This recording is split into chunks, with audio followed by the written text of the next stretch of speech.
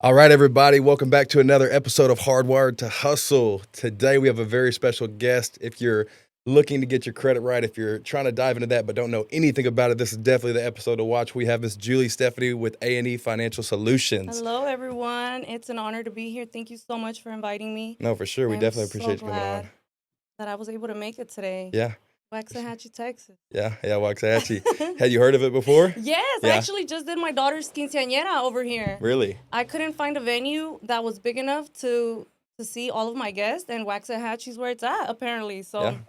this is where I ended up. So literally December 20th. So Yeah. I'm back in Waxahachie. It's so beautiful out here, too. Yeah, Very yeah, it's beautiful. nice. It's Peaceful. definitely grown a lot since I Yes. was younger, for sure. So from Fort Worth, I hear. Yes. Nice. Tell me a From little Fort bit. Worth. Tell me a little bit about how you got to Fort Worth. Are you from Fort Worth? I'm actually born in Mexico. I'm from Michoacan. My whole family's from Mexico, and we migrated to California. And after 2008, we just couldn't afford to live there. It was ridiculous. So we ended up all migrating. Just my immediate family, my parents, and my siblings. We migrated to Fort Worth, Texas, and this is where we're at now. But all of my dad's side of the family is still in Mexico, and then all of my mom's side is still in California. So we're the only ones here. We're the only ones that made it to Texas. And man, I think it was the best thing that my parents did. They sacrificed a lot. Imagine sacrificing leaving your siblings, your parents, your everything to give your children a better life. Yeah. And that's what Texas did for us, you know. Now everyone's here in Texas, but at the Right. time it was a great time to come to Texas. We bought a house for 20 grand. Yeah. We just had a whole bunch of people pitch in. We built like this whole, Mexicans were so united.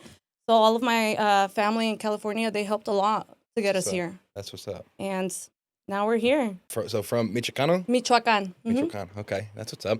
So tell me a little bit about your family background. So we know what you do now. What did it look like coming up? What did your parents do? What did your grandparents do? What did that look like? So my grandparents were always in farming. That's all they did in Mexico. We farmed strawberries, avocados. I mean, that's all they knew was farm work. The women, of course, were stay-at-home moms. All they knew how to do was birth children. I come from a really big family. Like, my dad has 9 siblings. My mom has 9 siblings. Like, they were busy, They were big families. And I think for the most part, the women never really wanted to work. It was just like, stay home, raise the children. And I come from a family that has a lot of women. So it ended up becoming like, okay, the men aren't providing enough. We got to get out here and do something. Mhm. So eventually my mom's side of the family went to California and started healthcare, anything that they could get into that was money in the United States. You come to the United States and it's like, what's something that you can do forever that people always need? Yeah, Healthcare. of course. So I have a lot of family in healthcare. I have a lot of family that's now I have some cousins that actually went to school to become doctors, therapists, and that's so cool. Like, I've always wanted to be a doctor. I've always wanted to be a surgeon, and I just didn't have the money to go to college. So I took a different route. I Yeah. actually I got pregnant when we landed here in Texas. I was 14 years old when I got pregnant, and I didn't want to get rid of my baby, and I think what drove me the most was that my parents were always working. They were always gone. We basically raised ourselves here in Fort Worth. We had no one. We had no aunts, no cousins.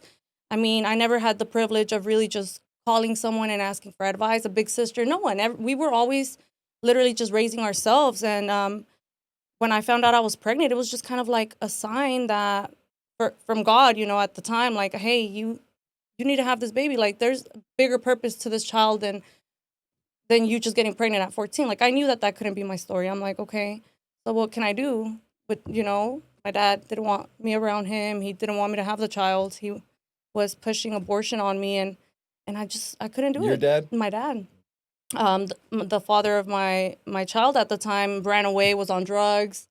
It was just kind of like I was lost. I was trying to find myself and going through birth alone and raising a child alone. I think that did it for me. That drove me to where I was like, all right, what can I do? Like, there has to be more than life, because to begin with, I honestly never wanted to have children. Like, I would see all of my aunts struggling and and I'm like, oh, I don't want to have children. And then here I am, 14, lose my virginity and I get pregnant. Like, that was, that was tough. And I ended up finishing high school. My high school offered programs where you could get your license to do hair, cosmetology. You can become something, you could graduate with something. So what I did was I said, okay, well, I'm going to take advantage. I'm in high school. I'm getting offered all these programs. I'm going to take advantage of them with my child in one hand and a book in another. But I got my cosmetology license. So now I'm graduated from high school and I'm like, okay, I don't want to go work at a salon. These women are, I tried it. It was nothing but drama. It was nothing but older ladies just criticizing everyone. And it was not an environment that I wanted to be in, to be honest. So I started doing some research. At the time, Google was like ChatGPT. Yeah. So I jumped on Google and I'm like, what can I do with my cosmetology license that will make me money? And at the top of the list, become a funeral home beauty, do the hair, do the makeup, anything that has to do with the funeral industry. And I was like, whoa, like, am I really going to do this? And sure enough, I was like, it came to me. I didn't even go looking for it. The owner of a funeral home saw me working. I used to work at a clinic because I come from the healthcare industry. So all my family was in healthcare. We were able to get jobs in any little, like a little Back office. of the box, yeah. So this guy came into the office and he's like, man, I love your work ethic. You're so fast. You're so good. He had a problem with his insurance. I got on the phone. I fixed the issue for him. And I'm 18 at the time. And he's like, man, I have a funeral home. I want you to come work for me. And I'm like, well, what are you going to pay me? Because I'm getting paid $12 an hour here, and I'm just a kid. Like, I'm surviving. I'm just trying to figure it out. He's like, man, I'll pay you 15. What license? What do you have? What do you do? And I'm like, man, I have already ran into this. Like, it's coming at me. I'm attracting this, So Right. I was like, all right, I'm going to go. In Alvarado, Texas is the funeral home where it's at. And I'm like, dang, I'm going to drive 30 minutes every day for this job. Like, is it worth it for $15 an hour? Like, can I do it? And sure enough, I just knew that I needed to do something different. So I showed up the first day on the job. The first body that comes in, it's a 2-year-old. A 2-year-old that drowned. And I'm just like, sitting there like, what the heck? What did I get myself into? Right. Do I really know how to do hair and makeup? Like, am I going to end up getting like, man, I'm thinking everything. Like, how, me as a mother, how can I was just having the wildest thoughts. Like, I'm going to leave. I'm just going to walk out. I'm not going to come back during lunch. I'm just going to be like, man, I tried. I did her hair. I did her makeup. I left.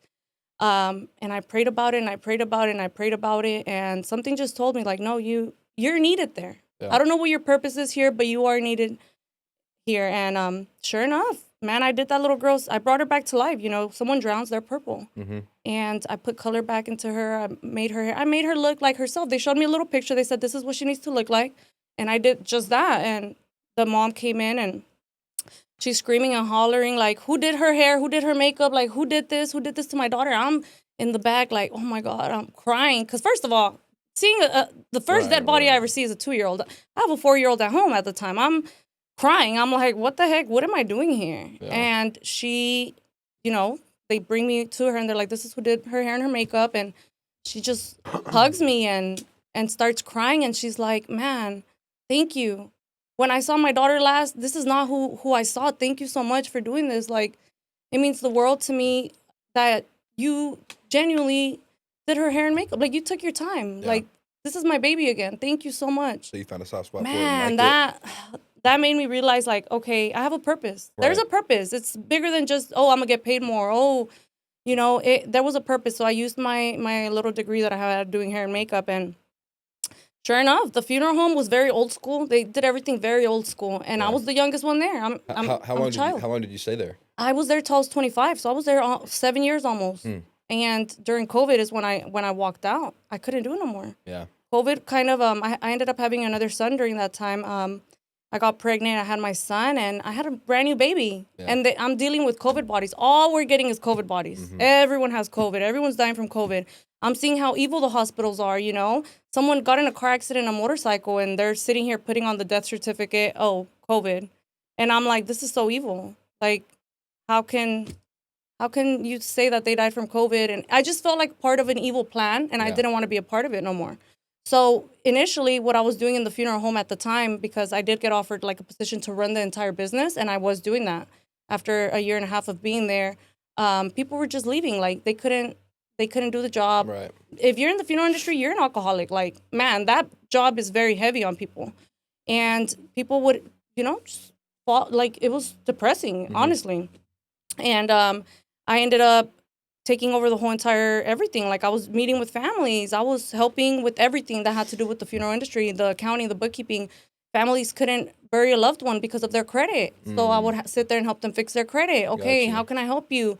You know, it became a I'm gonna figure out every single thing, how to run this entire business in case I want to open up my own business, whatever. I ended up learning everything that I could regarding business, how to file taxes, how to everything that you could think So would of. you say that all of that came accidentally? Or did you already plan before, you had to step up? Did you already plan on opening up your own business? Were you already seeing the structure of how you should run it? I wasn't planning on opening up my own business, but I was always very hands-on on social media. I was always Yeah. like, hey, if you need your credit fixed, like I can help you. This is, I Right. was always information, like my social media was always giving out information about Right. funerals, Yeah. about life insurance, about pre-planning, about credit, Right. how important it is. You know Right. how many, we come from a Mexican culture where we can't cremate our family members. That's like, no, we need to get buried and it Yeah. has to be the whole, that's a 20 grand funeral.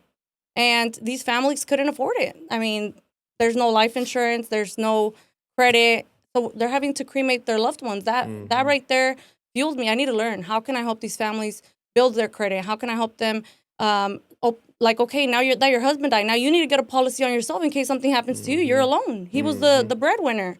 So what year did all of that start coming into play? You said That you was worked there until when? I was there until 2021. So right the year that 2020, sorry, early 2020, I left.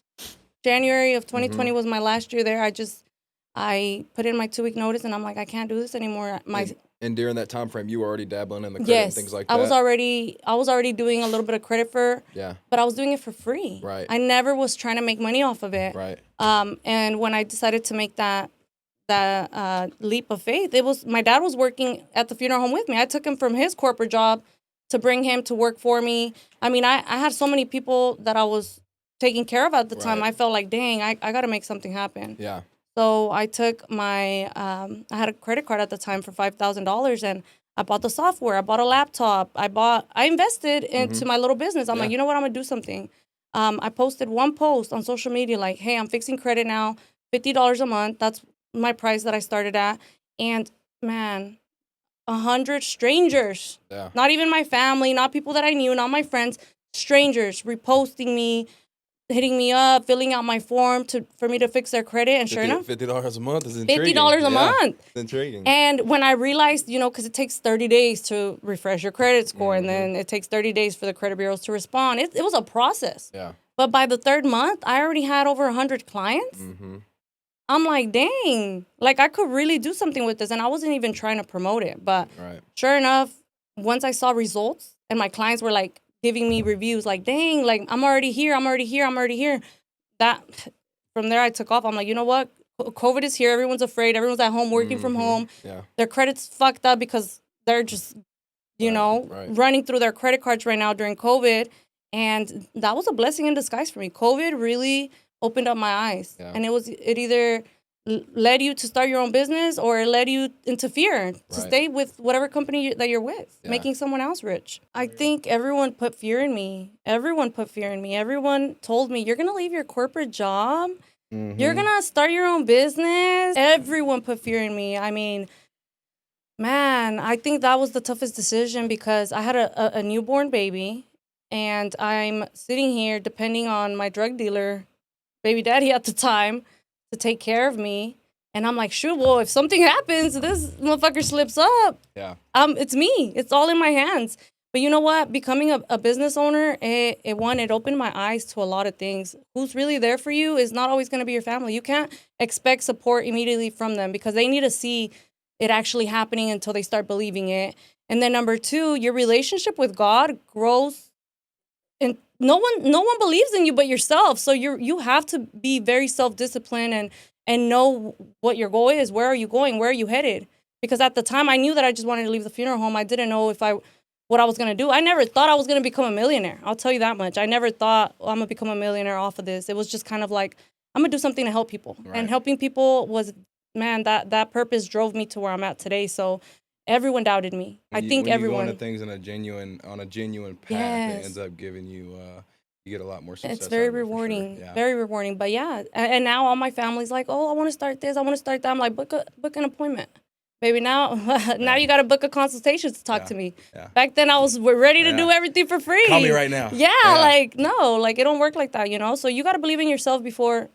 Don't let no one kill that, because that's the drive. Believing in yourself and knowing that you're gonna make it happen. There is gonna be losses. I took so many losses, so many. I lost a lot of money. But it was the wins, you know. When I decided to leave my baby daddy, I left him everything. I left him my house that I bought. I left him the car. I left everything because I wanted nothing to do with his world. It was interfering now with what I could accomplish for myself, Right. you know, legally. Yeah. And that was really hard for me because obviously it's the father of my child. And I knew that this was going to be hard. But man, God is good. Like, God is good. And my clients believing in me, that fueled me every day. There's someone out there that believes in you. You just don't even know them probably. They're strangers. Right. So go hard. Your family they'll align later. Work on you. The rest just falls into place later. Yeah, everybody thinks I'm crazy. You know, I just made $1.7 million selling roofs last year and being the GM of this company. And I'm like, you know, I feel like when you're passionate about something, you're going to succeed regardless. And whenever you're doing something that you're not passionate in, you're going to stay in the same place idling forever. And that's kind of where I got. I was in a position to where it's like, yeah, I'm making a lot of money, but I'm just not happy with what I'm doing. Exactly. So anybody would say that I'm crazy. You know, you just made all this. And I've made, you know, even the years prior, made so much money at this company. And they're like, dude, you're just going to leave it all and go do something different? This is guaranteed money. I'm like, dude, there's way, you got to see the bigger picture, right? So what I'm doing is basically, do you know who Andy Elliott is? Andy Elliott, no, I don't. He's a sales coach, so obviously coaching's where it's at, and that's similar to what you do, right? So that's kind of what my goal is to be the Andy Elliott of the roofing space, because you know, right now we're talking about 7 figures, but this dude built a 9-figure business in 5 years, right? There's a lot bigger.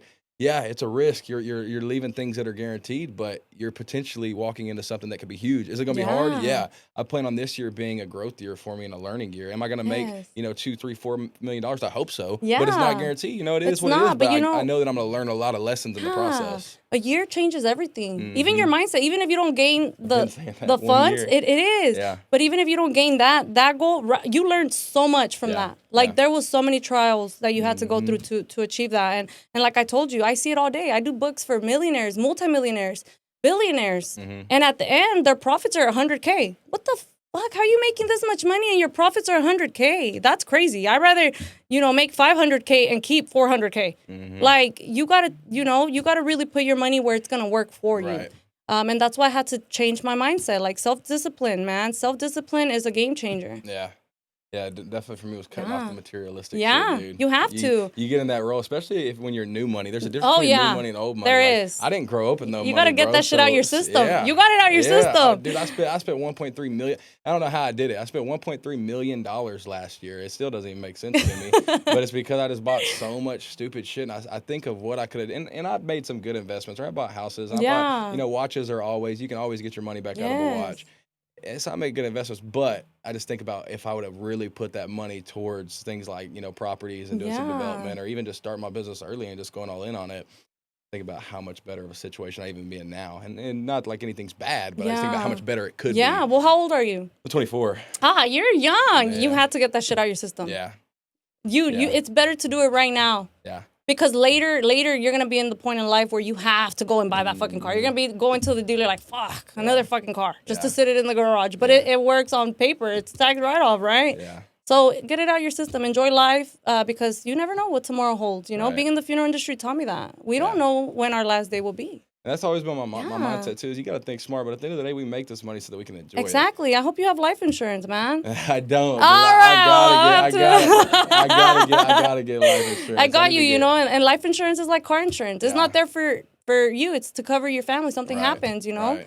And just like car insurance, you have to have it, even if you don't get in a car accident. It's an expense. Yeah. But it's important to set something up. You're investing in everything but yourself long term. Whenever you're not thinking about the people, you don't have children, right?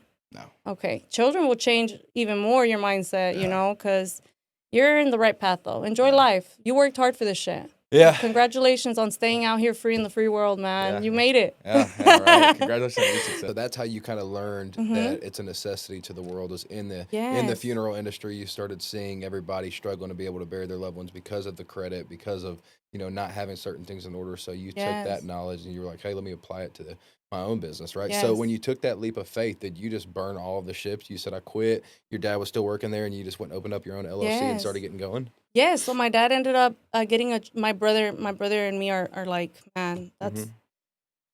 that's shoot. That's your guy. He's the male version of me, Yeah. and he was working for a big corporation. He sells supplies for construction. And he's like, man, Dad, I could hire you over here. Like, if Julie wants to dip, like, COVID is getting really ugly. Like, I don't need you around dead people that have COVID because COVID was scary when it first came out. So my brother ended up getting my dad a job. And a year later that I had already started my business, I hear my brother always talk. I hear my dad and my brother, we're very united. So we always get together for family, Sundays to eat breakfast, whatever. And I hear my brother just working, like his wife complaining, like he's always at work. All he does is work. And my brother's like, man, I'm making these $1 million contracts. Like he's talking about all this big money. And I'm like, well, how much do you make, brother? He's like, well, shoot, I make $100K a year, but shoot, look, I'm making them 5 mil, 6 mil, 7 mil. And I'm like, brother, that shit don't add up. Yeah. Like, what's up? What do we need to do so I can open you up a business Yeah. and, start your own company? He's like, for real? Like, for real? He's like, first, let me check and see if all my contractors, because, he has to make sure that he has work. Right. He can't just start a business. Like, let me make sure my contractors would even follow me. Because they followed him from company to company, to company. Like, they want him. They want his work. And sure enough, they were all like, yes, you open up your own business, we're going with you. We love your work. My brother's the finishing of construction buildings, so doors, frames, hardware.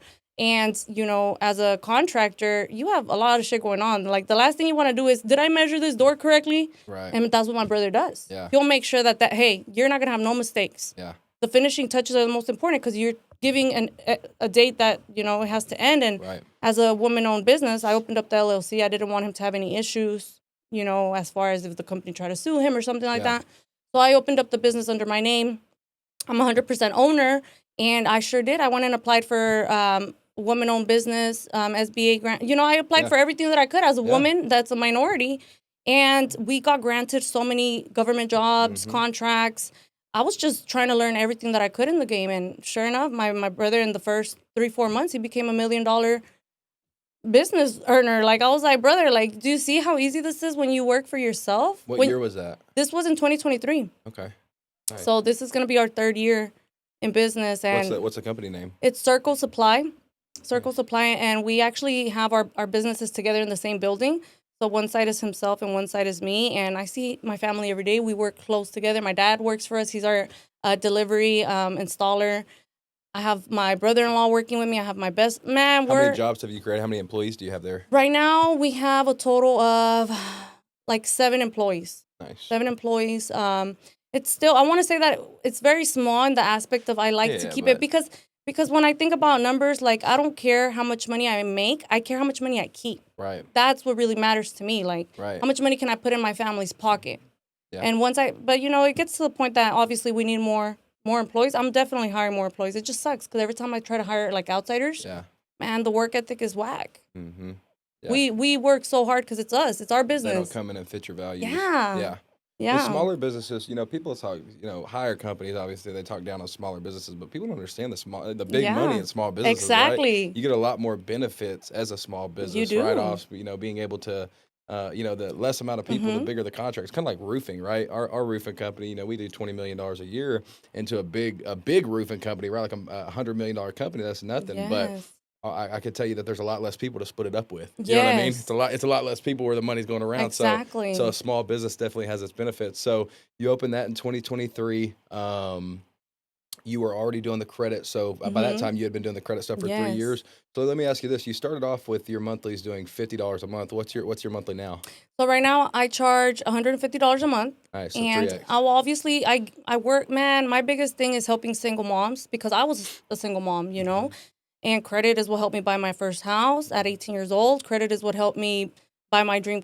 Credit has done everything, opened every door for me. So I'm always a big advocate. Like, anyone that needs help, I'm always going to work with them. I'm not going to charge them $150 if I know they can't afford $150. That's like planning to drown you. Yeah. If I look at their credit profile and I see that they're already maxed out, and they're living paycheck to paycheck, why am I going to come on and, Right. no, I'm going to give you a discount. I'm going to help you out. I'm going to make sure that you get to where you need to be. Yeah. I'm going to put you in front of the right lenders, the right realtors, because that's really important. I feel like you don't get to your goal unless you come around the right people, you know, and some people just see you as a dollar sign, and not me. All of my clients, to me, like, they mean something. Like, I want to make sure I get you to your goal. Yeah. Because then I'm achieving my goal. This is my goal. Right. You know, to help other people. So is your platform, is it nonstop? So like, let's say that somebody has a goal, they want to get an 800 credit score. They're just paying a monthly subscription, and you're getting them there until they get 800, and then it's just done, and they refer you to some business, or how's that work? Yes and no. So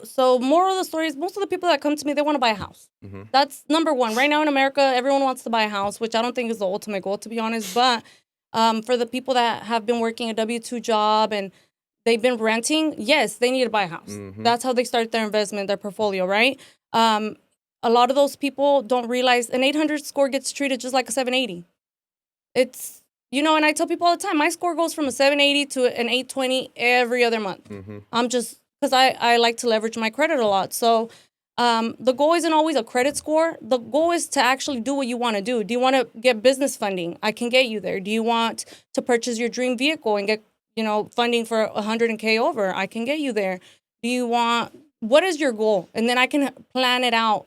I do a breakdown of how I can actually get you there. Yeah. A lot of people don't know what they want. I have people that come to me and they're like, I want a good credit score, but for what? Yeah. Because the way you're taking care of your credit now, even if I get you there, because I could get you there easily, you're not going to take care of it because you don't know what you really want to do. Right. And I have people that I fix their credit and they've been to me 4 or 5 times, not trying to speak down on them, but it's not an easy fix all the time. Oh yeah, it's upkeep. It's not. I can't. Building my credit has been the toughest thing, because I've realized you can have as much liquid as you want, right? But at the end of the day, you don't want to use that liquid. You want to use the bank's money, and your credit is so key when it comes to buying properties, when it comes to buying vehicles, when it comes to everything, right? Yes. I've realized that I can have all this money, but I'm not trying to use it. Exactly. I want to leverage the bank's money, and with interest rates and everything like that, it makes it tough, especially if you have a low credit score. It does. And so that's been my thing since I came home, especially, is trying to get that thing where I finally hit a 700, then it dipped back down. I had this thing when I purchased this house. They had the lender was supposed to put my bank,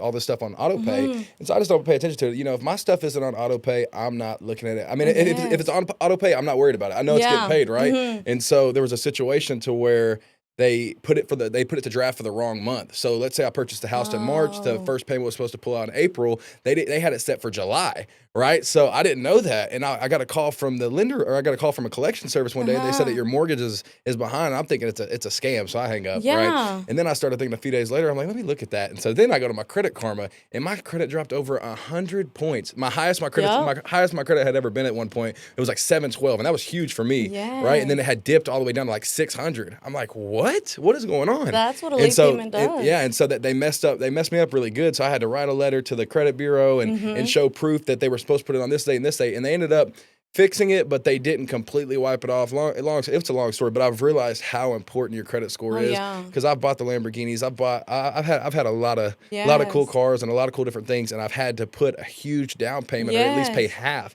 just to be able to get it, right? I bought a Urus, and it's a $260,000 car. I had to pay $200K just to be able to get it, because I couldn't get a lender, dude. I couldn't get a lender. And as soon as you walk out the dealer, it's worth $200K. Yeah, exactly. That depreciation is taking over, and so.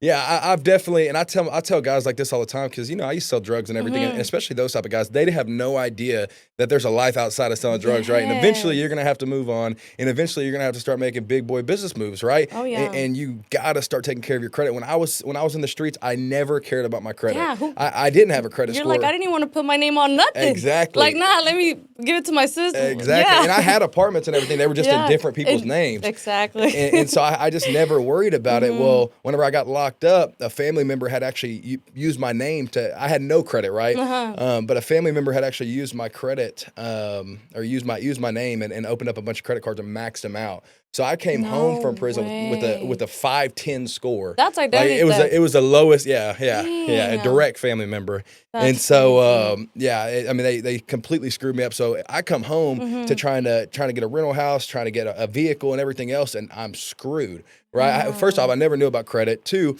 no credit score is better than a bad credit score, right? Yes, No that's credit. true. And so Mhm. I come home to bad credit. So I'm trying to fix this, and I hire a guy, and he ended up being a scam. Oh my And it has gosh. just been a It's been a pain. journey. Yeah, it's been a pain in the ass. And I've opened the credit cards. I started with the prepaid, The secured credit yeah, the cards, secured yeah. credit card, the Uh-huh. $250 limit. And I figured out, so you got to spend money in order to get your Yes. credit card, right? It costs money Yes. because you're paying the interest, you're paying all this extra crap. And so I've gone through a major battle. I just have the worst luck with credit. I've gone, I had, like I said, I finally got it up and bought my house, and then that happened, dipped me back down, and Yes. I've had other things come to play. Well, finally, so my fiance, I told her I marry her for a credit score. She has like a right at an 800 credit score. I'm like, shit. I told myself when I was single, I made a checklist. I'm like, one of the Uh-huh. things on that checklist, they better have a high credit score. And so so she had a high credit score. We're actually in a really good position now where we just closed on a rental property. Oh, yes, Got a really good congrats. got a good interest rate, and she's got I finally got a Amex Okay. platinum All card, right. authorized user. You know I what I'm know saying? that's She right. sugar mamaed me up, and so I got that. But yes, credit is definitely a huge thing. And If you don't know about your yes. credit score, if you're not paying attention, just like my barber, a perfect example. He cuts hair. He's a cash guy, right? And Uh-huh. that's fine. But eventually, somewhere in your On life, paper. it's gonna come into play. Yes, and that's what matters. I tell everyone that I deal with, because I do also get a lot of people that are just getting out of prison or just getting Mhm. out of jail, and I always tell them, I'm like, man, just how when you went to court and what they could prove on paper, Mhm. that's how they got you. Yeah. That's what you need to do out here. Mhm. Your Yep. taxes, what you could prove on paper, that's how you're gonna get qualified. And a lot of people are scared to pay taxes, and it's like, dude, sometimes you have to pay to play. Yeah. There's years that I've paid $150,000, $250,000 in taxes Mhm. Just to show more. just to be able Yeah. to purchase my dream house, just to Yeah. be able to purchase this and that. But I leverage everything, and I think that's why it's so important to also not only know about credit, but also know about the tax Oh laws, because yeah. you could get away Yeah. with living, like your type of business, man. Everything's a write off for you Mhm. because you have to look good on camera. Your jewelry, Right. your outfits, everything is a write off Right. when you do it right, and you Something have I didn't know about in the beginning was yeah, taxable versus non-taxable income, yes, right? So my first year in business, whenever I first jumped on the roof in 2023, it wasn't a full uh-huh, calendar year. I made a little over 100 grand.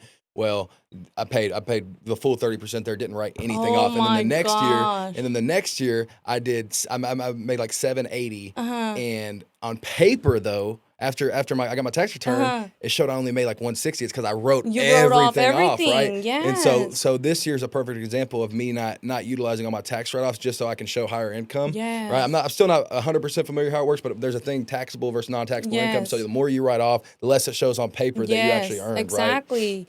And a lot of business owners, that's what they love to do. The IRS is cracking down. Like Oh yeah. ChatGPT has changed, AI has changed the game for everyone, even the IRS. If we're using it, you don't think the IRS is using it, Mhm. And I tell business owners all the time, they want to purchase stuff and they're like, write it all off, write it all off. I'm like, no. You better be careful. You got to be careful because number one, you have to, at the end of the year, whatever you have left in your bank account, that's really what you should be writing off. I mean, that's really what you should be reporting as income, what's left in your bank account. So a lot of business owners, they don't do things right. They don't know how to really run their business when it comes to the accounting side. Yeah. And you go to a regular CPA, they're going off the book. They're going to tell you, oh, this isn't a write-off and this isn't that, because they're going based off of the book. They're going to, make sure that they're protected as well. Why are they going to Yeah. sit here and help you? I don't think everybody understands. Like, They if you get don't. audited by the IRS and all those dinners that you wrote off, you have Yeah. to go through and put how long the dinner was, who Yeah. you met with, what y'all spoke about, and how it was an Yes. actual business dinner.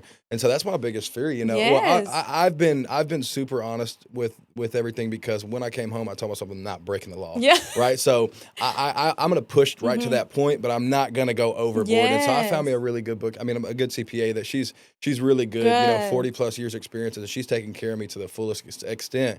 Even whenever it comes to getting my rental properties and everything, setting it up in an S corp, right? Yes. And even my Lamborghini, being able to lease that to myself and things like that. So Yes. she's It's all a definitely put paper me. trace. Yeah, 100%. Studying the tax code though, and I'm just now getting into that. That's my goal this year, is to really understand and study the tax code, because it's huge. It is huge, man, and things change every year. Yeah. Like right now, Trump came in and changed everything. Yeah. And for the better for business owners, right? But I think a lot of people don't know, even if they're on a 1099, even your employees, your contractors for the roofing, I'm sure they're Right. not all W-2 employees. No. you know, a lot of them, they're like, oh, you can't 1099 me because no, I'm a 1099 you, and you got to turn around and write off your fuel, and you got to write off your own expenses. That's your deal. This is my business, you know, like you do your own bookkeeping, accounting. This is how I'm going to keep track of mine. And let's jump into the benefits of that W-2 versus 1099. Yeah. I'm going 1099 all day. Me too. 100%. Most people that are W-2. So tell me that you know this. I don't. W-2, that, you know, they obviously take the taxes out, right? So that's why some people get a return at the end of the year, but you can't write things off. You can't write things off on a W-2. I think a W-2 is put into place more and so for control, because I was a W-2 employee. Yeah. You know, I was a W-2 employee, and I knew what it felt like to know that I was going to make $1,000, but then my paycheck is $700, $800. I'm like, dang. Social Security. Like, what the heck? You know, am I even going to be old enough to really get my Social Security? Like, you know, by the time we're 68, come on now. Like, come on. That $2,000 a month to survive?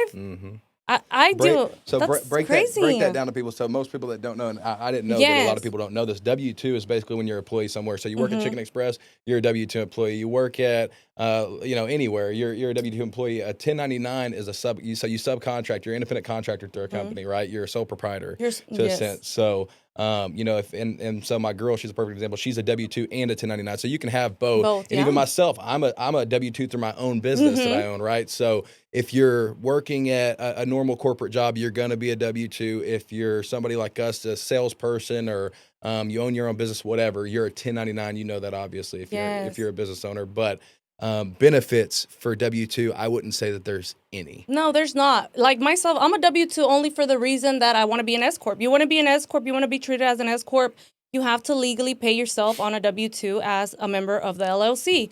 My employees, it benefits them to be on a W-2, but I still give them commission payouts when they make sales and things like that. I think on paper, it's cleaner when you're W-2 because it's so easy to close on a property. It's so easy to close on anything when you already pay taxes on that money versus a 1099. But a 1099, if you're going to make $1,000 for the week, you're keeping that $1,000. And at the end of the year, you get a 1099. So I think the misconception a lot is that when you're filling out your W-4 and a W-9, so a W-4 is for a W-2, you put whether you're single, you're head of household, because that has a lot to do with how you're going to get taxed. If you're single, you're at the biggest tax rate. You're married, you're getting, you know, you're filing with someone else, so you get a little tax break. But 30% is the tax rate for someone that's single, that's on a W-2. You're getting taxed at a 30% rate. And then there's tax brackets. So after $100K for the year, you're already in a different tax bracket, and that could change. That number could change just depending on your dependents, how you're filing, versus a 1099. It's a Schedule C. You get to write off whatever you can prove, you know? And it's important that you keep a separate bank account when you are a 1099. You keep one just for business, and then you keep one for your personal needs, because when you get audited, that's what they want to see. The IRS wants to see that even though you're not an LLC or you're not an S-Corp or you're not a big old business, if you're getting a 1099, they want to see that you are keeping track of your expenses in its own business account. So something like QuickBooks. Yes. So that's what I use. I use QuickBooks to categorize all my expenses. So when you open up your own LLC or DBA, you get an EIN number. You go to Chase Bank. You open up a business bank account, right? And then you get business perks, right? So you can get a business credit card and things like that. And then if you're S Corp, like you said, you're scheduling it, right? So you're a W-2 through your own company. So you're a personal bank account, and you're paying yourself a salary and things like that. But then you still report the K-1 from the actual business. Right, yeah. Yes. Yeah, so I'm still myself learning all of this. So before this year, I was a DBA. So I was just a sole proprietor, but you could still write everything off. But I didn't have rental properties and everything. And I wasn't making 7 figures yet. So it wasn't the biggest deal, but I still saved a lot of money. You know, last year,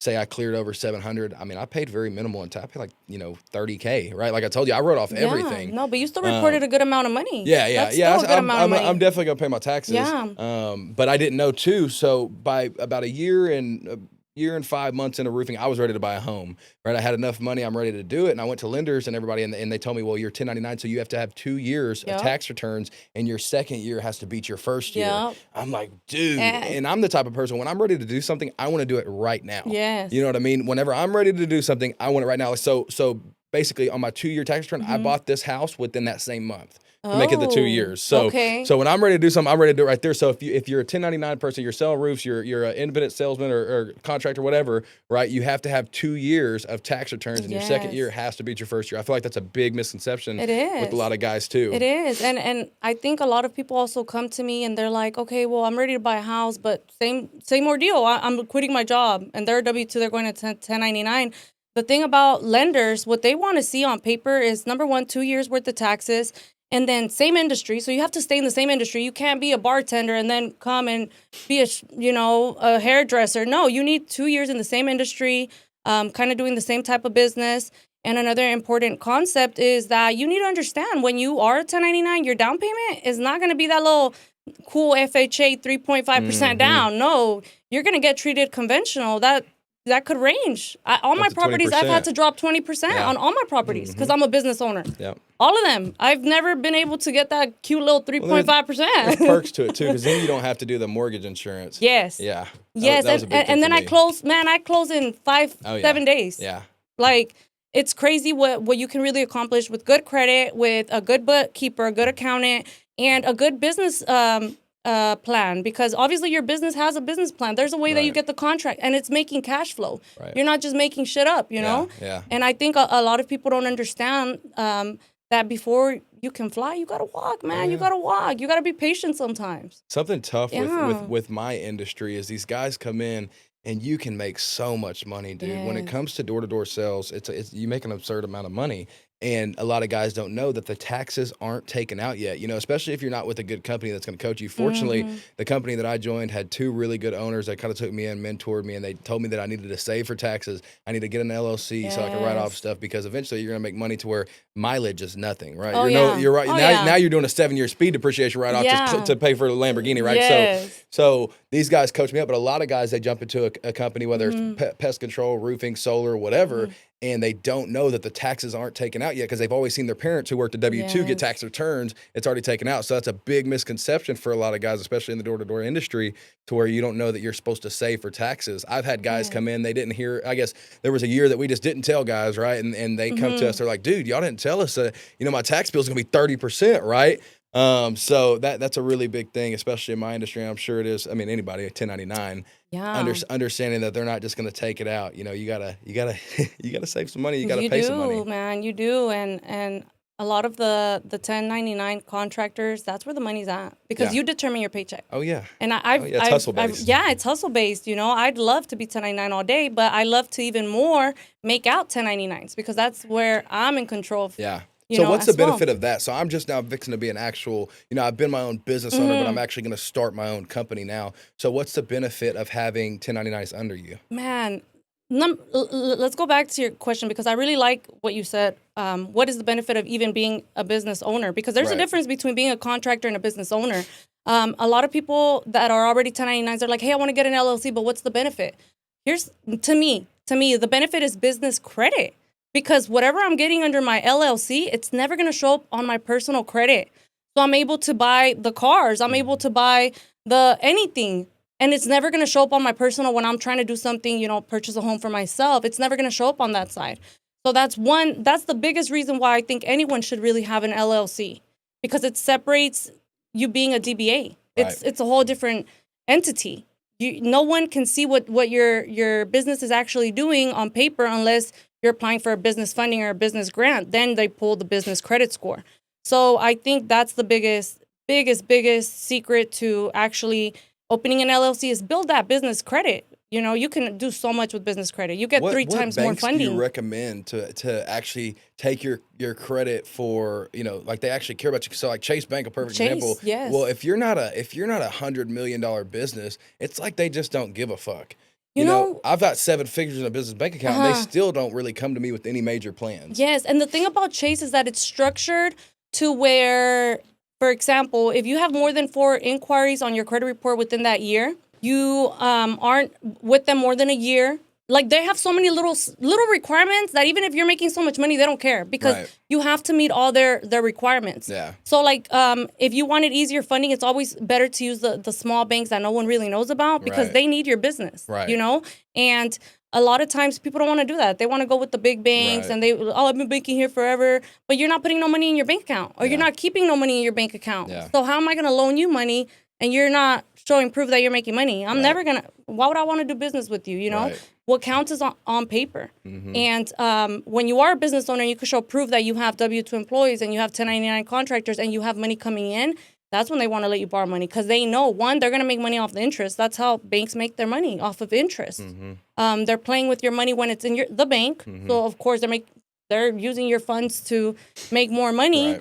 And a lot of people, they're impatient and they don't know how. They want to go open up the LLC and that same week they're like, all right, I'm ready to get funded for $100K.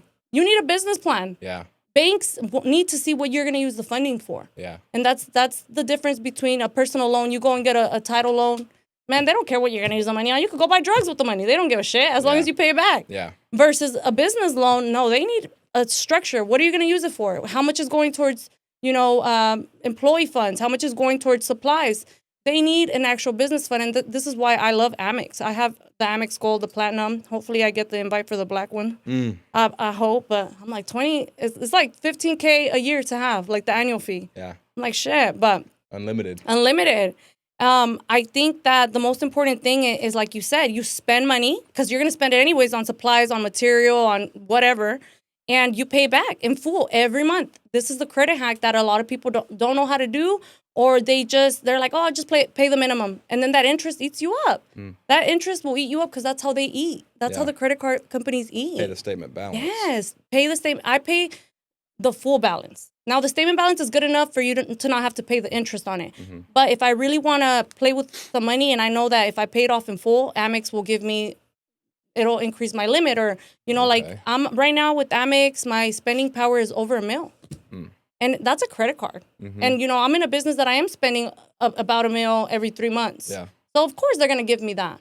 But think about a smaller business that is just starting. If their spending is $2,000, $3,000 a month and they're not even paying it off in full, they're not ever going to give you more money. Yeah. It's learning to play by their book. Yeah, see, that's something I didn't understand. So we had got that platinum card, the Amex Platinum card, and it said no preset limit.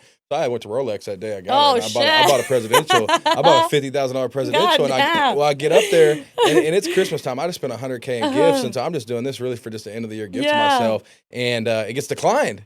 I'm like, what? It says no preset limit. So I call American Express and they're trying to explain to me, you don't have a preset limit, but you can't spend $50,000. And I'm like, dude, that doesn't make any sense. Yeah.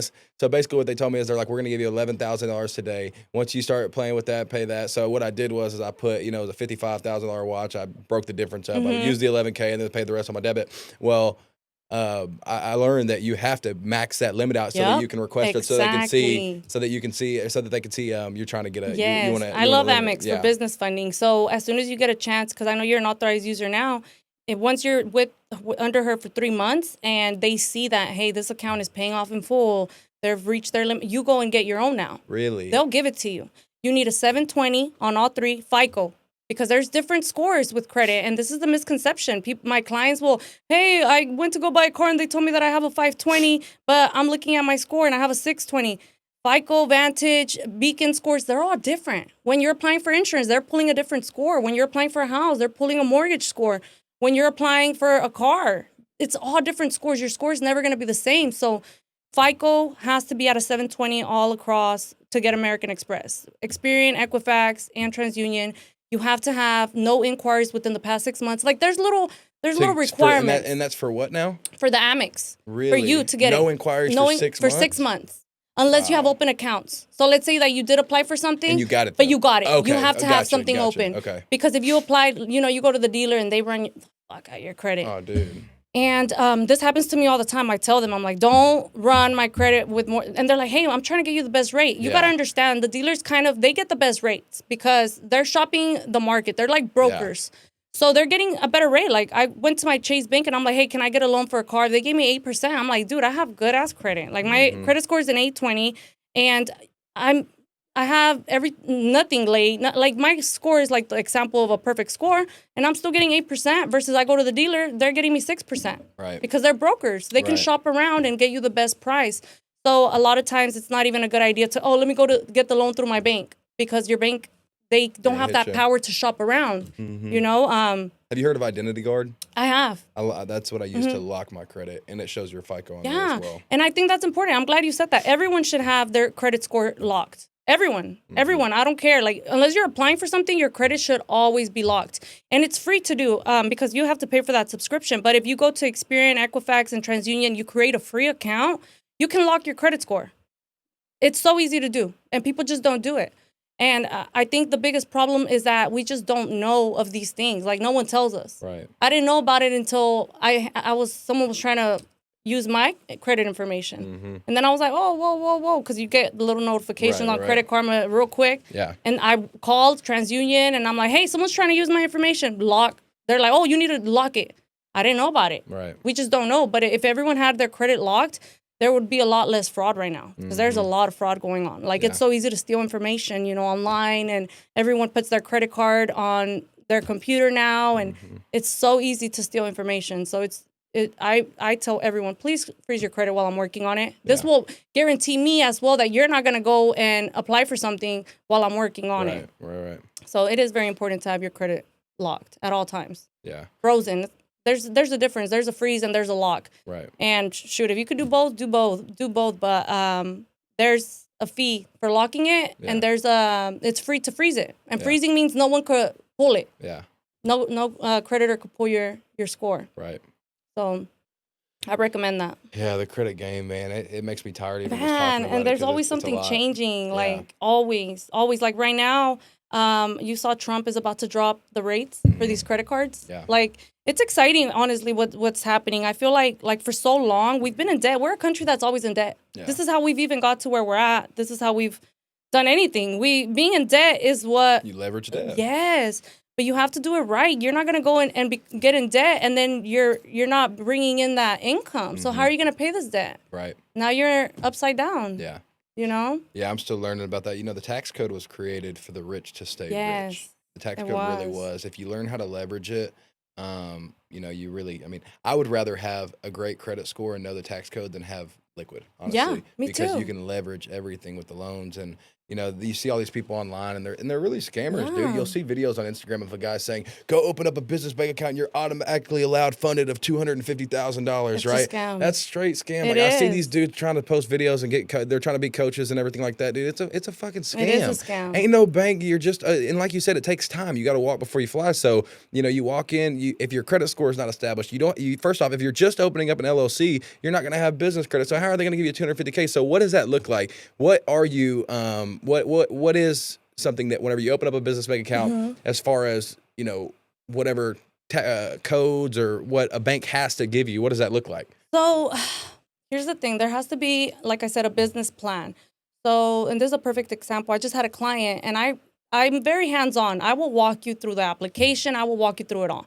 How much income you make. Man, we exaggerate the income because they can't check. Let's be honest. There's no way that someone could check how much money you're really making unless it's the IRS giving them permission. Like when you're getting a mortgage, you sign that little paper saying you could pull my transcripts. Boom. They gave, you permission to pull that.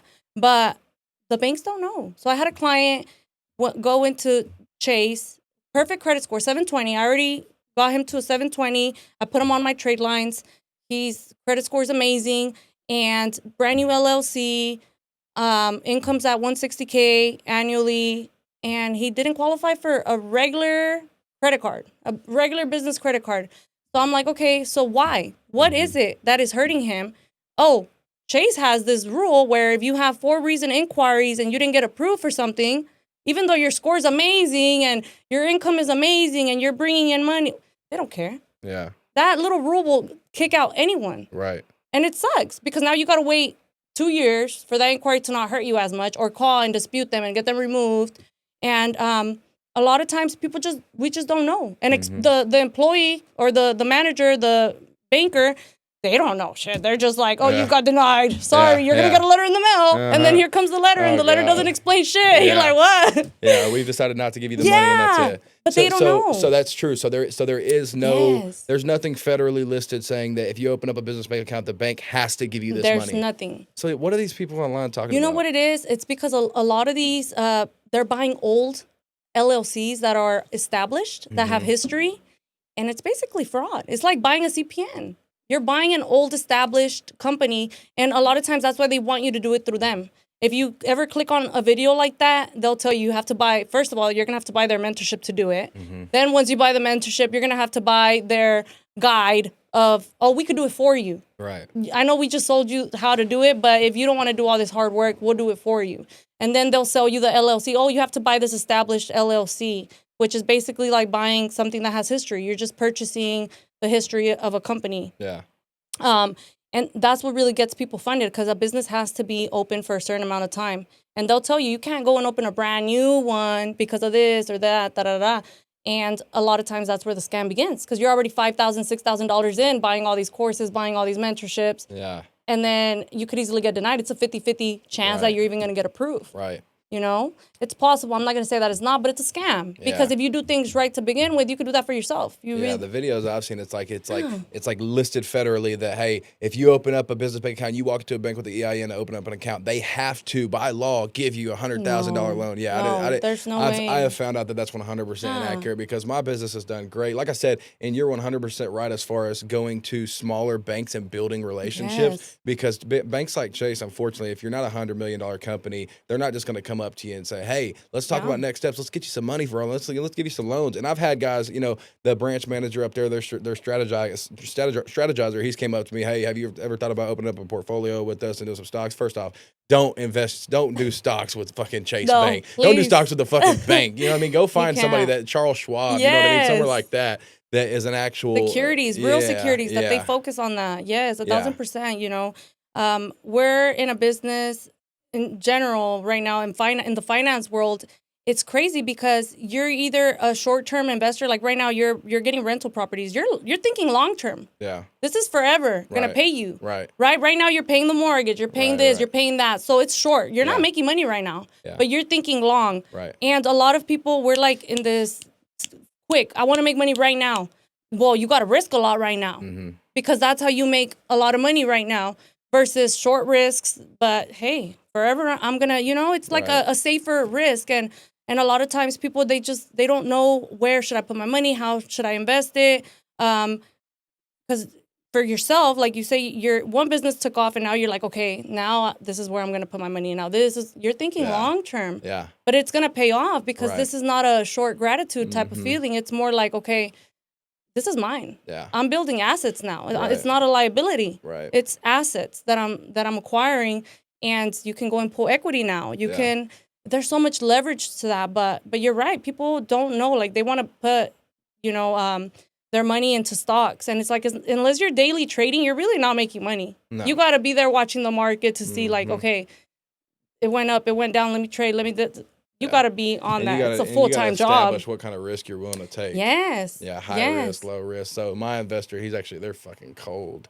Who do you use, Charles Schwab? Charles Schwab. I like Charles Schwab. Yeah, they've done really good, and even just putting $100K into the money market, it's going to grow some interest. You know what I mean? Right now, I think it's at like 3.8%. Yes, and that's better than what Chase Bank's giving you. They're just sitting in there not growing. Well, I'm glad you say that, because that's also important. Like, I have you heard of PNC Bank? Yeah. So PNC Banks has so many incentives. Like, man, right now I have my money into one of their money market accounts, and it's a 5% interest return every month. Every month. It's like 4 point something, almost 5. But my money was sitting in Chase making point something. I'm like, if I'm already going to have all this money in the bank, I might as well put it into a bank that is going to make me more money. Yeah, 100%. You know? I've had 7 figures sitting in a Chase bank account, and I was going through some stuff from last year, and it showed like $14 earned in interest for the year. I'm like, that doesn't make any sense. It makes no sense. Like this year, now that I'm finishing up my books, so in interest, just from my money sitting there, I made like 16 grand from interest, which I'm gonna get taxed on, because they have to tax you on it. But that's an 18-year-old that is that has a job, that is in college. That's what they're making, $16,000-$20,000 a year. I made that just for my money sitting there. For my Amex, my points, I redeemed all of my points this year. I had like almost 3 million and something points, and I never used my points. I was just letting them accumulate. Man, that was like 25 grand. Yeah. I was like, what? Cash back. The heck? Yeah. Like, there's so many ways that you could really be making more money on your money because you're already spending it. You got to like just learn the game, learn the business. Yeah, I've learned once you have money, it's a lot easier to make it. It's a lot easier to make it. Let me ask you this. So how many rental properties do you own? So right now I own 2 rental properties. Okay. Are you doing any actual development? Yes. Well, I own 2 rental properties and I'm doing about 3 flips of houses. So I invest my money into flips, and I like to do this with actual contractors that are already doing it. They just need the capital. I'm just a behind the scenes investor. Yeah. But they know what they're doing. Yeah. I don't got to deal with that shit. Yeah. I just know my money's safe because I own, my name's on the deed and et cetera. Right. But like on my rental properties, like let's be honest, I'm charging just enough to cover my mortgage. I'm not really making no money, but one thing that I do know about my rental properties is like that mortgage is getting paid. And right now, both of my mortgages, I have 2 properties. And right now, if I really wanted to pull equity, I could pull out all the equity on them and have some money to play with if I really absolutely needed to, right? Yeah. But shoot, it's not a mortgage I pay. Yeah. It gets paid off by the renter, and I rent to companies. Yeah. So I have a company that comes here to work. They come here with their visa from Mexico, and they just need housing. Yeah. And I supply that, and I get paid. Like I have to get paid because it's a company renting for me. It's not an individual. Nice. And I came to realize, like, man, when I'm dealing with a company, they are gonna fix what they broke. They are gonna. I don't want to deal with renters. To be honest, I grew up like. I don't want to deal with renters. Like, like people don't take care of your house. 100%. But man, I'm just to the point where also I have to detach myself from materialistic things. The vehicles, someone hit me, someone backed up into me, and man, I wanted it to ruin my day so bad, and I just couldn't. I'm just like, man, I'm so over this material shit. Yeah. I literally buy these vehicles to not pay taxes. Right. Okay, it's cool. They 100%. Left me a note. They paid for the repairs, whatever. Right. But it's just kind of like you have to detach yourself from materialistic things. And I grew up where my dad was like, don't do that and don't touch this. And you got to take care of this because we work so hard for it. And it's like, nah, fuck that. Like, I want to enjoy this shit. Like, I'm not attached to nothing materialistically. Like, if I lose, I went to Cancun and I got robbed. I got robbed by Mexico police. Like, they stole all my jewelry, my Rolex, I had rings. They stole my chain. They stole all my jewelry.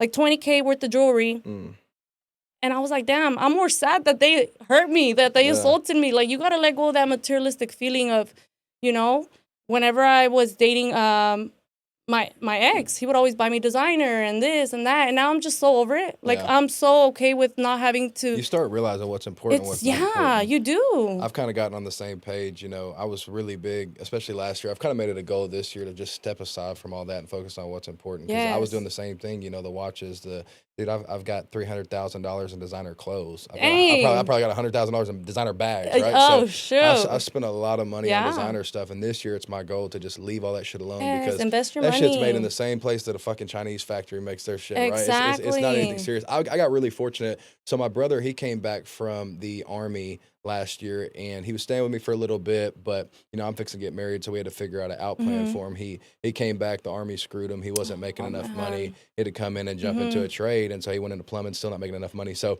that's actually why I bought one of the rental properties that I bought, because he needed a place to stay. And I got super fortunate on the deal. The owner, it was a trust fund, baby, right? Their dad passed it down to them, and they just wanted to make $100,000. And so I actually got super fortunate. I paid $118 a square foot. Yeah, that's a deal. It's crazy too because it was originally listed at $245,000, and by the time everything was said and done, I think we got it for $176. Dang. Yeah, we got a really good deal. So I was able to get him in there, and not only that, I'm charging him. My mortgages is $1,133 a month. Like $800 something going to the interest, $300 something is going to literally the actual principal itself, right? But I'm actually fortunate because $1,500 that house was being rented out before for $2,000. Yes. So I'm like, I can't charge my brother $2,000. I'm gonna charge $1,500, and I'm still making money on it, right? You are. And so I'm fortunate enough, like you said, most people they buy rental property and you're not making money instantly, which I'm still not making money because I paid 20% down. I paid like $37,000 down. So really just paying that back. But I got fortunate in that situation. And Waxahachie right now, it's crazy because it's a buyer's market. I don't know if it's everywhere right now, but in Waxahachie, it is a buyer's market. Everybody's selling their homes. They're the cheapest they're ever going to be. I wish that I would have waited another year to buy this house because I would have got it for half the price. I paid $500K for this house. Similar comps in the area are at like $380 right now. Dang. Yeah, I'm never, put it like this, I'm never selling this house, right? Because I'm not going to make any equity on it. But Right now is a really good time to buy. I don't know if it's like this everywhere, but Waxahachie for It sure. is. It's a buyer's market right now. Now, I've thought about jumping into development. Let me ask you this. Do you know anything about hard money loans? I do. That's what's what I the use deal with for those? some of my flips. So here's the thing with hard money loans. Number one, the numbers have to make sense. So you're not gonna. A hard money lender would never loan you $500,000 to purchase this home, and they can see the future. Right. You know, they come and they're like, hard money loan, you have to pay it back, or that interest rate is ridiculous. Like for myself, because I have capital, but I don't want to use my money. Leverage. You know. So a hard money loan is gonna come into play when you already know what you're gonna do with the property. So right now, I'm working on a property. We got a loan from the hard money lender for $380. The property we were able to get our realtor to bring it down to $275, and rehab is gonna be $105. So we got a loan for $380, Nice. and we're gonna sell for $500,000. Nice. Like I'll show you after this, but the house, what it was. You have to have a dream. You have to have floor plans. You have to have a badass contractor that could sell this motherfucker to the hard money lender, because it's their money. Yeah. At the end of the day, the down payment is like 10%. So you still have to come to the closing table with the down payment. So you're at about 120, and then minus the down payment, you're at, or I guess that doesn't matter. Really, it's just the interest of the hard money loan, it's just the right? interest. So, yes, but if you pay it back, there's real no interest. How's that structured? So you pay the lender every month, or they give you 12 months. It depends. Every hard money lender is different, but the one that I work with, they give you 12 months to pay the full amount back, because they know you're going to sell the property before then anyways. Right. But what they really get you with is going to be, number one, they have a fee that they throw in there, that it's like a lending fee. That's like 10 grand. So the 10 grand for the lending fee, the realtor, because you have to have a realtor, that's, the realtor loan is like 10 grand. The title, like 5, you have all these expenses that add up. But if you have a badass contractor that could keep the rehab right where we talked about, and we're not gonna, the floor, we didn't realize. No, we need to make sure that the plan is in motion how it is, or you're gonna break even. You're gonna end up fucked, But for the most part, the rehab is having a really good contractor that could really do those finishing touches that are selling high priced homes, the little things, the new modern stuff. Yes, but there's money in that. So they charge you upfront lending cost, right? So 10 grand, and then so what's the interest normally look like? The interest is like 10%, 10, and 11 that's per month that it's per lended? Per month. So if and the goal is to have this done before 6 months, so you're not really eating too much of that. Right. But for the most part, what I've seen is this contractor, his guys, they move so fast. Yeah. But I don't know if that's going to change, because Trump is changing all these laws where you can't 1099 anyone that doesn't have an I-10 or a social, and all his workers are. He's making that a law. That's a new thing coming? Oh, gosh. because now I think the IRS is and I don't think I know, but the IRS is sharing all their database with ICE. Legally, like, they're working together, See, and that's tough too, because Those even are as his workers, man. Like, it's tough. the roofing business. I'm a Republican. I can't say that I'm a super Trump fan, but it's tough when you look at things like that, because first off, my girl, she's a first generation, and especially from a business point of view. I understand the other point of views too, but from a business point of view, really, really doing the way that they're doing it right now, it makes it tough for guys that are in the construction industry for sure. Especially as a GC, like I'm a general contractor, so all my subs, obviously, they're probably going to be illegal. And so, moving them a lot out of the picture, it increases labor costs, it increases just a lot more risk and everything. So that's just, it's hard, situation. but you know what? I will tell you, and I'm Hispanic, but I say this with so much, all the IRS and Trump really want is for everyone to pay taxes. You pay taxes. Yeah. If they're coming here and working, all they need to do is get an I-10, which they're scared to do, because obviously they're going to give their information of where they're living. You need to be able to put an address and stuff. So that's the fear. But if they paid their taxes, we wouldn't have even got to this point. So many people just run away from paying taxes. And it's like, that's all Trump wants, is for everyone to pay taxes. Everybody, I think, that comes over here, I feel like they do pay taxes. No, they don't. Unless they're coming here with the work visa and they want to like the people that I house, they come here with the work visa from Mexico. Right. And I help them get all their documents, all their social, their I-10, everything. So they can be here working legally, file their taxes, go back, ask for permission to come back, work again, go back. Pay taxes. That's all that Trump wants, really. Yeah. And it sucks because it is my people, But the hard truth is that a lot of these people that ICE really wants is like the ones that have like felonies or they were DWI, people that obviously Predators, committed a things like that. crime Yeah. and they're not filing their taxes Right. and they're not doing things right. Those are the people that they're really going to aim for. Yeah. But overall, it's like, man, if you just did things right, you would go a long way. And I understand the reasoning for it too. So like until I met her, I didn't know how long it takes to get a visa from over there, right? Oh my God, it's a process. Yeah, she's got family that's been waiting for years and still doesn't have everything officially documented. Yeah. So I understand the reason for it. If looking at it from my perspective, it sucks because it's like, it's taken away from where you could be spending less money. Oh yeah. But if there's a way around it, right, like you said, doing the I-10 thing and doing it legally, that's great. And you can even get credit with I-10. You know how many people I've helped buy a house with I-10s? Really? Like first-time home buyers that have I-10, business owners, millionaires. Yeah. I think I've met more millionaires that are I-10 really than anything else. Wow. Man, those people work hard. They work really hard. Yeah, and no, they do. They work really hard, and I feel like they build this system where it's like when you work that hard and your employees or your contractors see how hard, hey, you're showing up, you're there, you're putting in the work, man, everyone around you, it's contagious. Yeah. Like he did it. It's a dream. Yeah. Man, I'm just like this guy. I came from Mexico too. Right. I could do it. Why not? Right. He started where I'm at.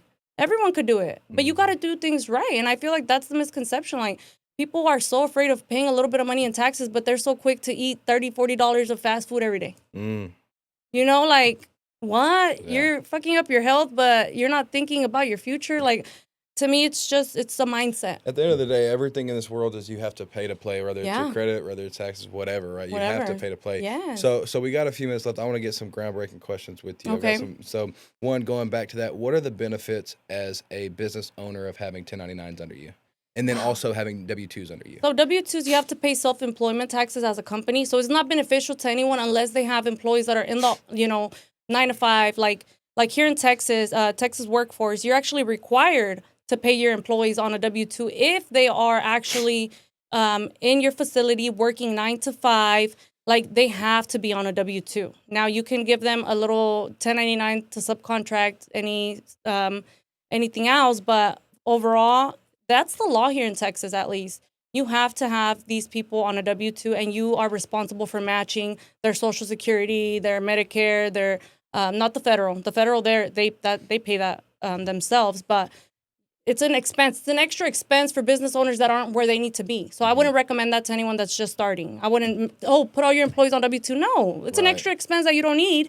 But if you want to be an S Corp and you want to eventually have people in the office 9 to 5, a set schedule, they need to be on a W-2. So if I'm going to hire a personal assistant, would it look smarter, especially because a lot of my job is commission-based as well, and there's opportunities to make commission on things? It would be smarter to put them on a W-2, and I can still do it. Or I'm sorry, it would be smarter to put them on a 1099. I can still do a somewhat salary, right? If I pay $50,000 a year, dividended into the months I pay them, and then I can also say that they're also on a commission-based structure. Yeah. Is that right? To it's do a smarter. 1099? It's way smarter to do a 1099 because she's gonna be more like management. Right. So it would be even smarter for you to tell her, hey, open up your own little LLC, and my LLC is gonna pay your LLC, and then you could have your own expenses. Nice. That would be smarter because now you both are able to really separate yourselves to begin with. Right.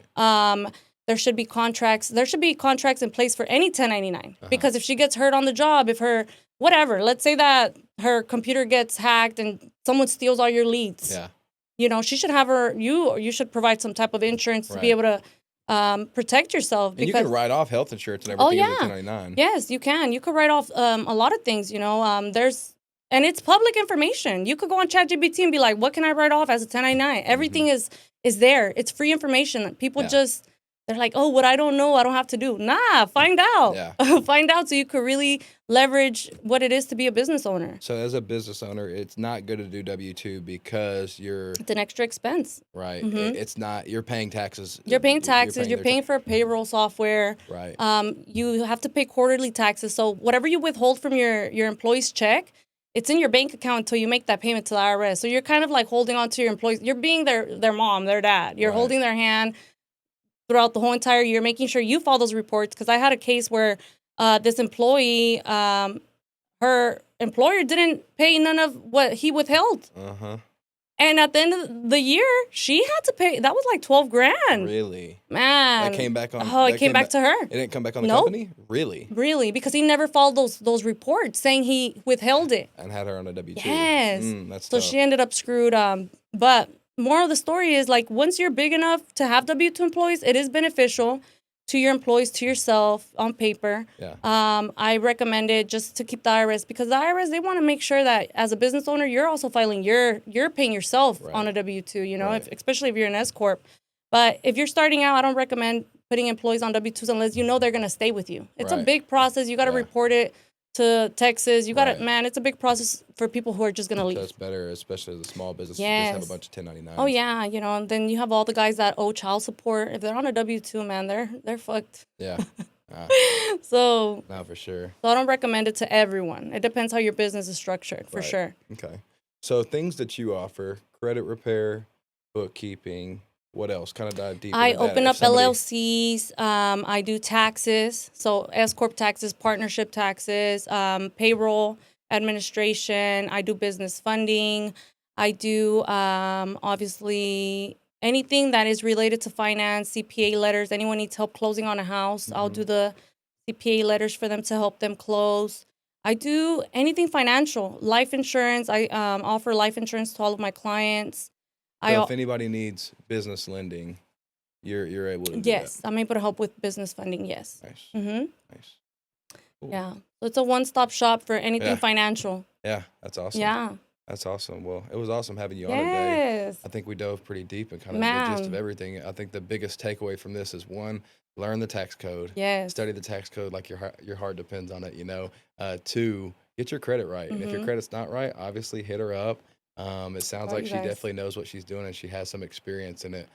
And then three, 1099 W-2. Right, biggest takeaway is there, because Yes. especially me becoming like I said, I've been a business owner, but really capitalizing on my own business now, hiring an assistant. And Mhm. I've even had to learn from this last year, you know, putting my mom on a W-2 to be able to, you know, do it, and then Yes. my fiance on a W-2, and then putting myself on a W-2. Yeah. And, you know, I just had knee surgery, and then so I was able to file, you know, or my business can write off my surgery because it happened at the workplace, right? So Yes. learning these little things, it's only going to help you Mhm. grow whenever, you know, guys that read books, guys that really watch these videos and want to learn these things are the ones that are going to Yes. grow rather than drown, because the second you stop wanting to learn and the second you become uncoachable, you're not going to learn anything. You're just going to drown, dude. So Yes. find somebody that knows what they're doing. Find somebody that is educated in things that you aren't. You know, Mhm. Mark Cuban, he says, I have a bachelor's degree. I have 2 master's degrees. I've got a doctorate. I've got, you know, all these different degrees. And the guy's like, what? And he says, yeah, they all work for me. You know, you got to find people that know the things that you don't, and Yes. surround yourself with it, right? Even if you know, Very big business important. owners,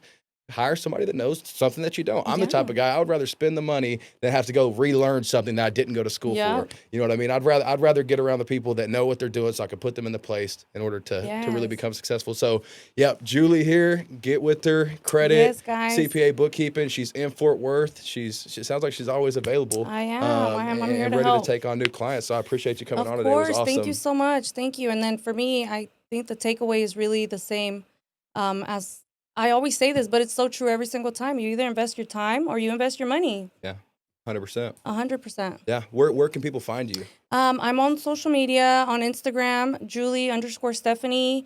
My office is located in Fort Worth, right off of Wichita. A&E Financial Solutions on Google. You can find me anywhere. Yeah. Yeah. Nice. I'm easy to Sweet. find. So Sweet. Fort Worth, Texas. Just right around the corner. Yes. So, like I said, credit repair, bookkeeping, one-stop shop. That's the way to go. Yes. So hit her up. Her Instagram tag will be listed on here. I'm sure Kevin will get that right. I appreciate y'all tuning in. Yes. Until the next episode of Hardwired to Hustle. We'll see you later. Bye.